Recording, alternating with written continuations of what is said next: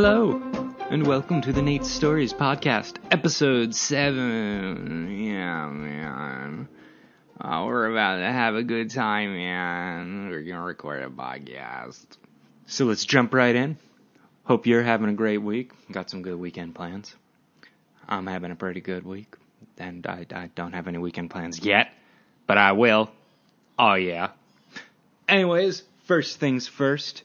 Little bit of advertising for myself. I just released the Directionless Favorites Collection book on Amazon as a paperback, a book you can actually purchase. So yeah, you longtime Directionless fans, you're out there. I know you are. And now you can buy the Favorites Collection on Amazon for $12. You can get a little book. It's great for bathrooms. It's great for bathrooms. Growing up, that's where I would generally read like Calvin and Hobbes and Garfield in the bathroom. And right before going to bed, that's how I always liked comic strips because they were just little windows. They were very short stories. Yeah, there's like a little quick thing that you could read and just get a little ha in the bathroom but right before bed. Maybe sometimes when eating a quick meal, you just pop open the book. Yeah. So that's what the Directionless Favorites Collection is. You can buy it $12. I'll put the link down below. The book is, for those that don't know, I wrote a comic strip named Directionless. There's a helicopter. I hope that's not too loud. I'm going to keep going. Directionless is a comic that I wrote from 2010 to 2015. And this book is a collection of my favorite comics from that period. I think it's something like 100 comics. And total there's 600 comics. So I also tell the story, but it's also a condensed version of the overall plot that Directionless has to offer. It follows Jeff as he looks for his direction. He's feeling directionless, and he goes out and he tries to solve his problems of not knowing what he's doing.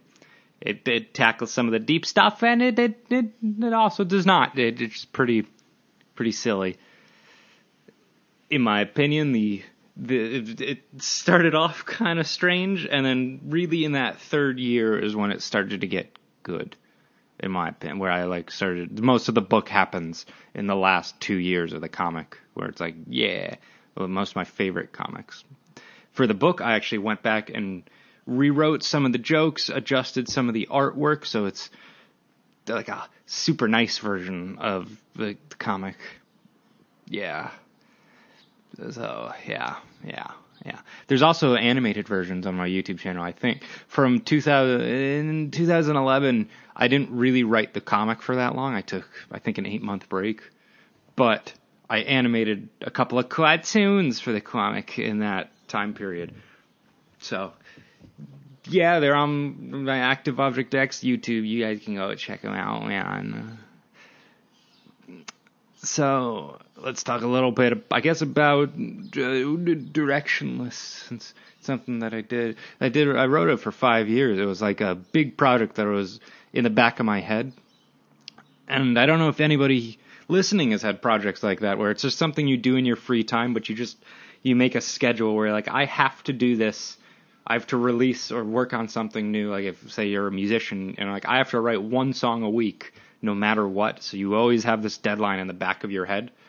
And that's, I guess, how Directionless was to me, where I was just like, 3 times a week, always write the comic, no matter what. So there are numerous comics where I just didn't have any ideas or anything, and so I would just jot these random thoughts around, and they made no sense. I was trying to think of the word. It starts with an S. It's not a non sequitur. Yes, that. A lot of the comics are like that, where they're just completely random. They're saying one thing, and then some it's just. But yeah, that's what happens when you just create these, I guess, artificial deadlines. That's kind of what this podcast is. Anyway. Yeah, I wrote the comic like that. Creative endeavors. I feel like that's important when you're working on something and there's no real reward.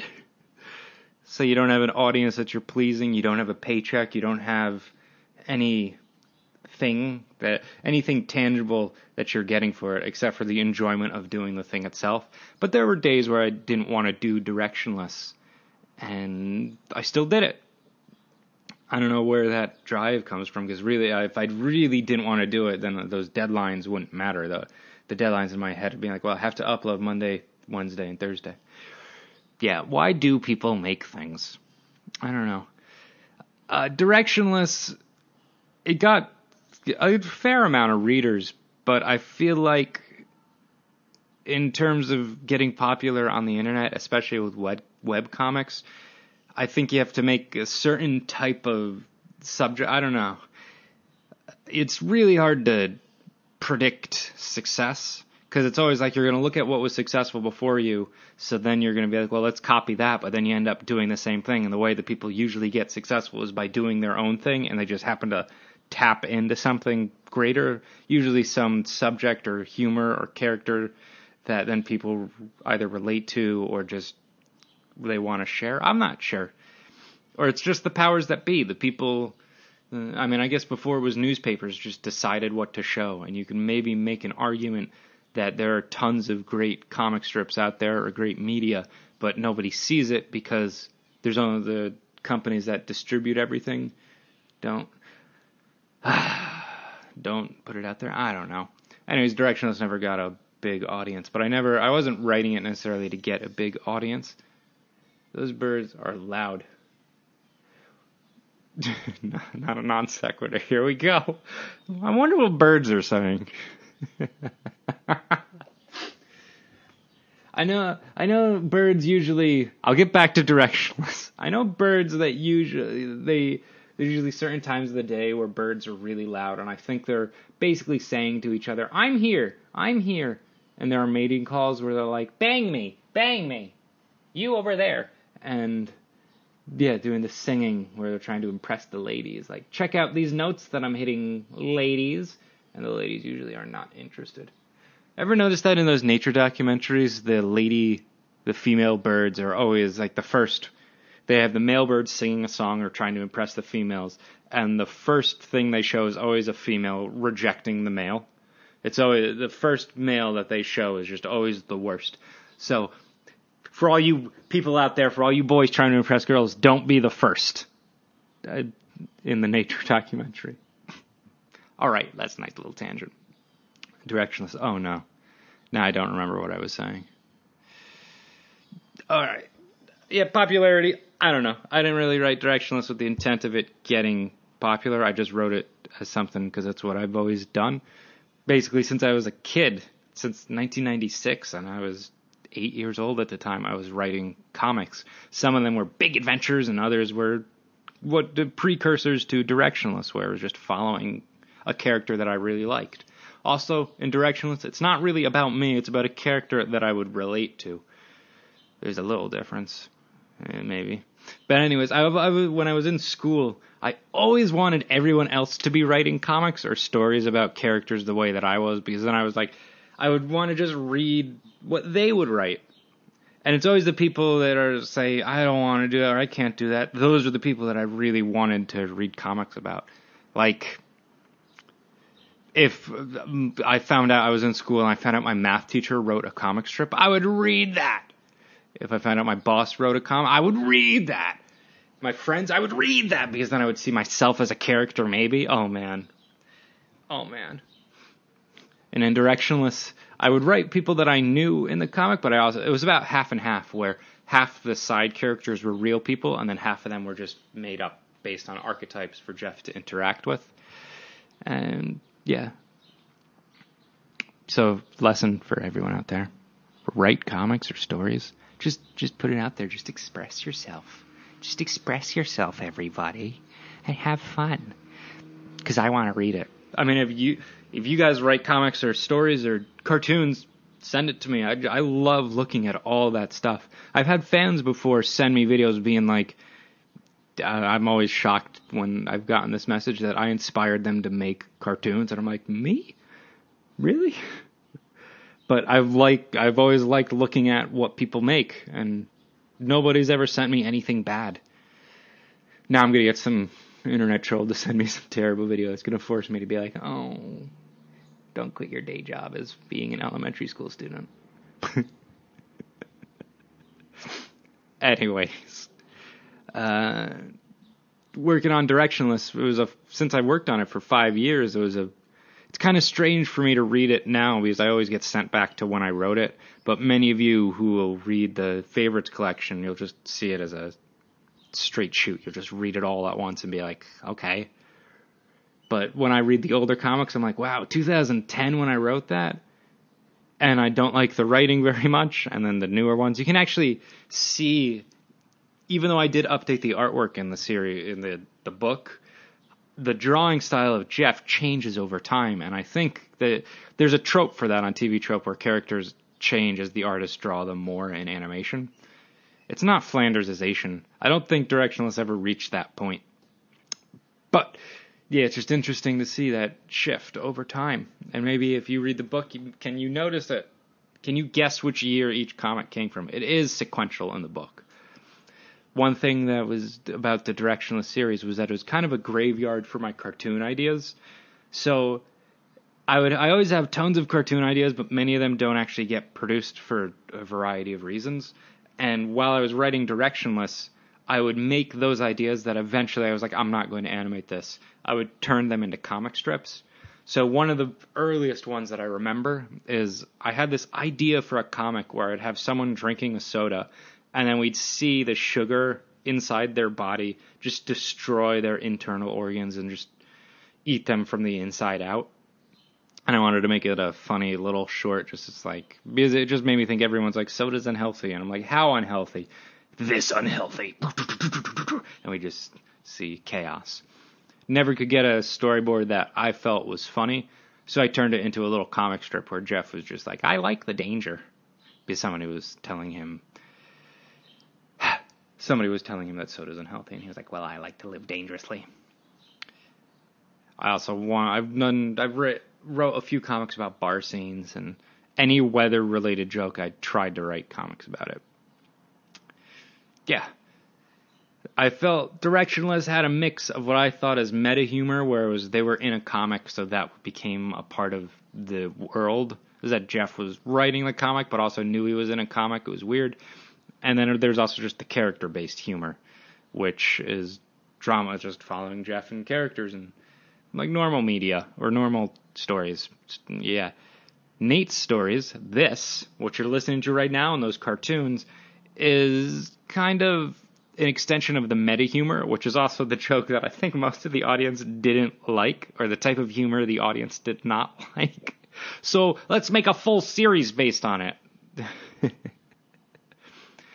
I mean, after I finished Directionless, I took a few months off from writing comics, and then I started a new one called Rowden the Raccoon, where it was all character-based. And I didn't really like how it was turning out. I'll put a link down below so that I'll have links to the book, links to where you can read the entire Directionless collection, and a link to Rowden. And I wanted to write Rowden for 1 year, and I wrote out majority of the comics and illustrated majority of them. And I was releasing it, but it wasn't really getting a good reception, and I didn't really like how it was turning out, so I eventually just stopped releasing it. So I think if people do want me to continue it, I would. But for now, it just remains dead. Yeah. Creating stuff online is weird, because you just can put it out there and nothing happens, and then that could fuel your energy, or make you just be like, I don't want to do this. Yeah. And it's strange how the Nate Stories is, I think of it as an extension that's still of Directionless, or I'm just not, there's a comic to go along with this podcast, but yeah. When I started Directionless back in 2010, what I did was I actually wrote out a bunch of plots and characters on index cards, and then after a few months I just put those index cards away, and I was like, I'm going to go in a different direction. But then in 2014, I picked up those index cards again, or I found them, and I was like, I'm going to follow these. And so I went through and did each of those original plot lines, and that also, in my opinion, is what became the best comics. And I don't think the majority of those plots didn't make it into the book because the book is more favorites. It doesn't have the extended... Because in Directionless, I had some plots that lasted weeks, and so I didn't include them in the book. Maybe someday, if people want it, I can release a full book with every single Directionless comic and even include comic versions of the animations. And if I were to do that, if people really wanted it, I would then create an epilogue section that would only be for the book, where we'd see what Jeff is up to now. So it would be a bunch of new comics starring Jeff. Yeah, get a little bit of new Directionless, Phil. Yeah, so that's something that you could look forward to. Here we go. Yep. I've talked about Directionless for a while. I hope you guys I hope this is mildly interesting. Anyways, let's jump into just a quick little non sequitur. Sequitur? I think it's sequitur. Gotcha. I winked, if you're curious. So, something that I saw on the subway this week. I saw a kid that was way too old to be wearing a diaper. He was like 5 or 6, and he was really chubby. And he was dancing, just having fun. And the parents were right there. He wasn't like a performer or anything. But yeah, I just thought that was odd. He was happy, though. I'd be happy if I was wearing a diaper. No, I wouldn't. I feel like that'd be so uncomfortable. Because a diaper, you just get one use, and then it's just, this is, didn't think I'd be thinking about this today. Here's a story for you. I was thinking of making this into an animation, but it's not quite good enough to make into an animation. There's this one time, alright, I was in the New York City subways, you have to go downstairs, alright? And there's this one subway called the L train where I was going down the stair, and it was kind of a small staircase, and I was going down it, and people going down are supposed to be on the right, and people going up are supposed to be on the right. So they're both on their respective rights, so you don't you don't hit each other. So I was going down, I had this big suitcase, like a traveling suitcase. It was a blue thing that I carry everywhere whenever I go places, and I was coming back to New York City, going back to the apartment in Brooklyn. And I was carrying it down the stairs, and the L train had just stopped, and people were getting off, and so people were coming up the stairs. The majority of the people were good Samaritans, good citizens. They were going up their respective right side. But one girl was coming up on her left side, going straight towards me as I was coming down with my big suitcase. And I was like, oh no. So the people were on the right, they were going their proper direction. And there was such little space that I couldn't just step over and move out of the way of the girl to then just go down kind of the middle because there was too many people coming up. So she looked at me. She could have easily taken a step to her right to let me go, but she looked at me and didn't. She just gave a blank stare of just kind of in her own angry land, looked at me. So we were on a colliding course. As I was going down with my big suitcase, she was coming up with her nothing. And we met face to face. She stopped and just stared at me. I was like, And I was carrying this bag. The subway was right there. They were like last call. The buzzers were beeping or whatever the noise is. And the doors were starting to close. And I was like, oh, if she just moved out of the way, I could have made it. She didn't move. So then the remainder of the people came up on my left. So then I was the one that moved out of the way to let the girl go up and try to make it down the stairs. And just as I got to the bottom of the stairs, the subway train door closed and I was about to leave. The girl then... I remember I looked back at her and she was still standing there for a second after I left and then walked up. She was mad at me. At least that's what I felt, was that I was getting in her way. Subway doors closed and I put my head down in shame, looked up, saw the conductor. He had seen what happened and he was like nodding at me, smiling. He opened the subway doors just for me and I got onto the L train and I was like, oh, I just have witnessed the good and the bad in people. Yeah.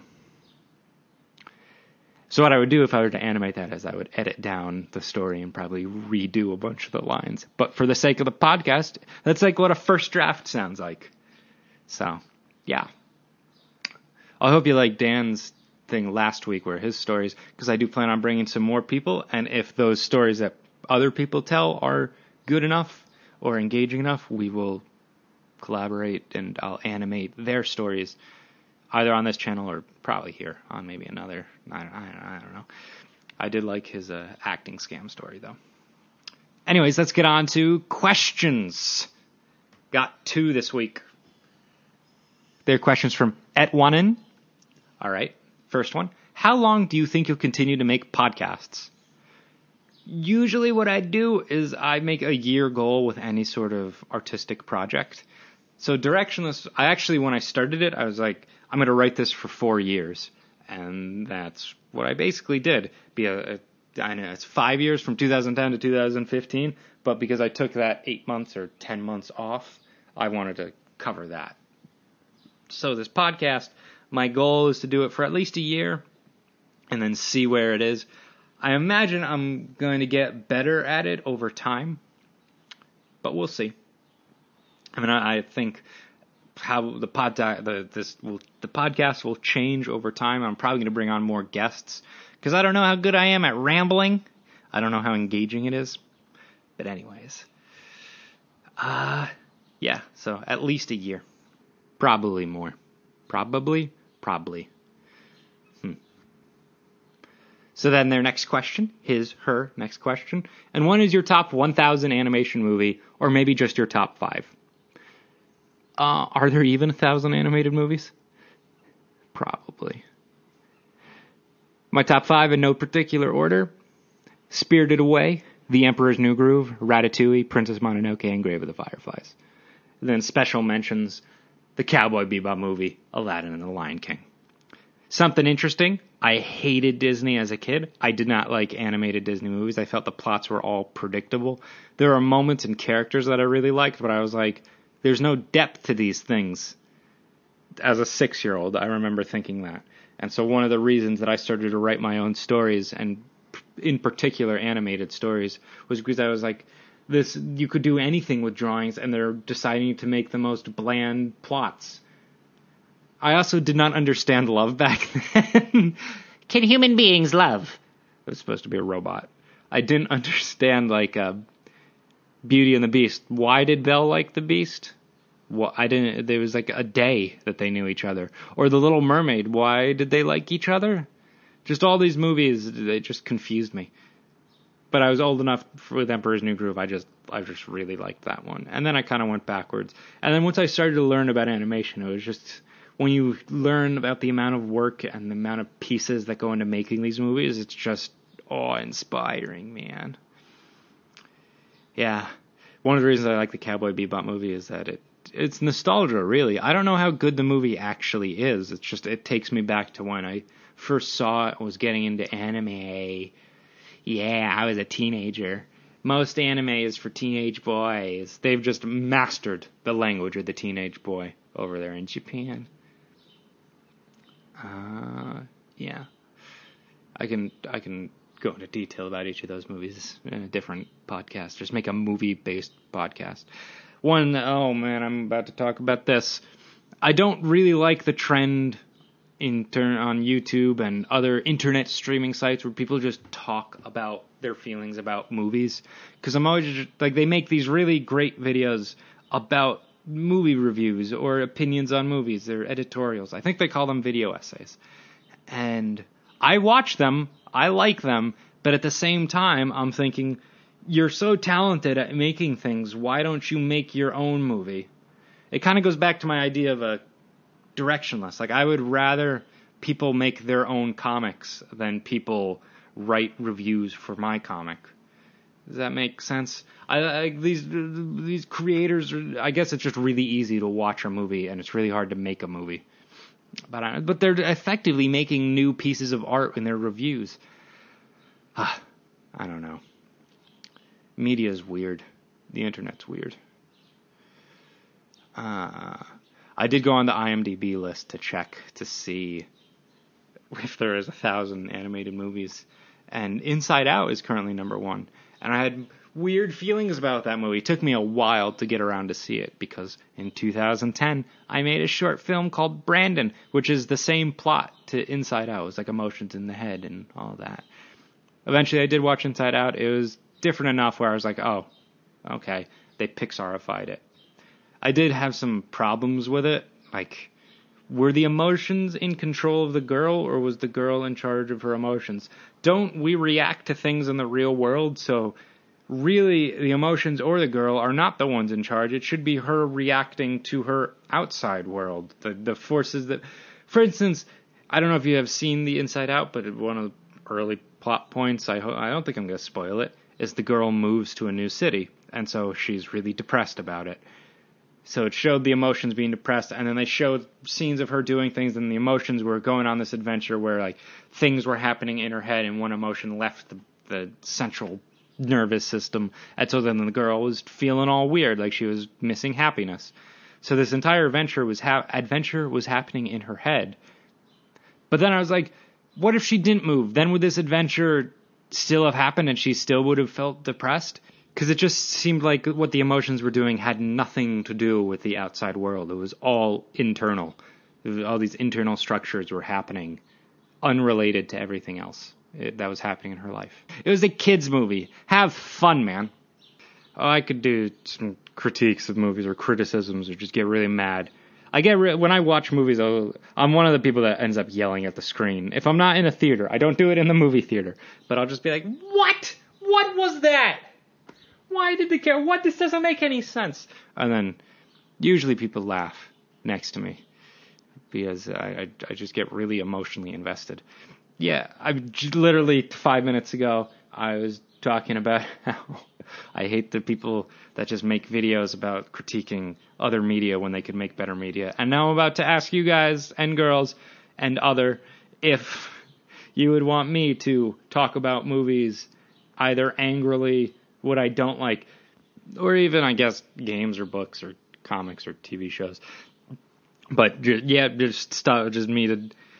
I usually have really pedantic critiques, and they're ridiculous.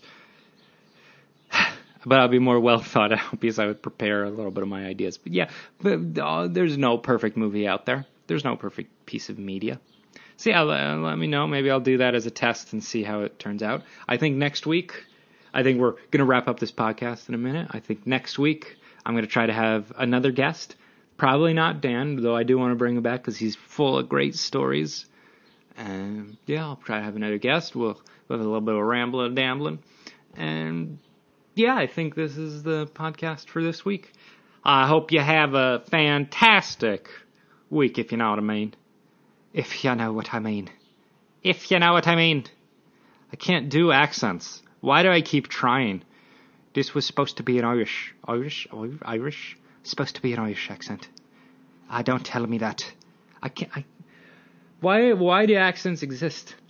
Well, when I try to talk like this, is this an accent? No, that's just stupid. Well, I can do Southern. Is this? I'm gonna go play some of that football down there in America. Do I have the Northeastern accent? Is my voice just regular? Life must be more fun if you have an accent. Because then people are always like, What if people with an accent, what if I do have everybody has is there like just a natural English accent? My understanding, I don't know how true this is one of those internet facts, is that the American accent, so I guess it's the Southern, that Southern drawl, is closer to what the English accent originally was back in the 1700s. And the English people now in England and Britain, Great Britain, Great England, Wimbledon. That's... My understanding is that the Southern American accent is the actual English accent from the 1700s and is unchanged. I don't know how they know that. Internet facts. I don't... All right, I think I'm going to end the podcast here. It's been great having you listen to me just ramble on and on and on and on. Go buy the Directionless book if you want. Cartoons, I'm working on a few. Next one I'm going to aim to release in August. All right, have a great day. Okay, bye. Also, I'm playing Martin later. Root for me.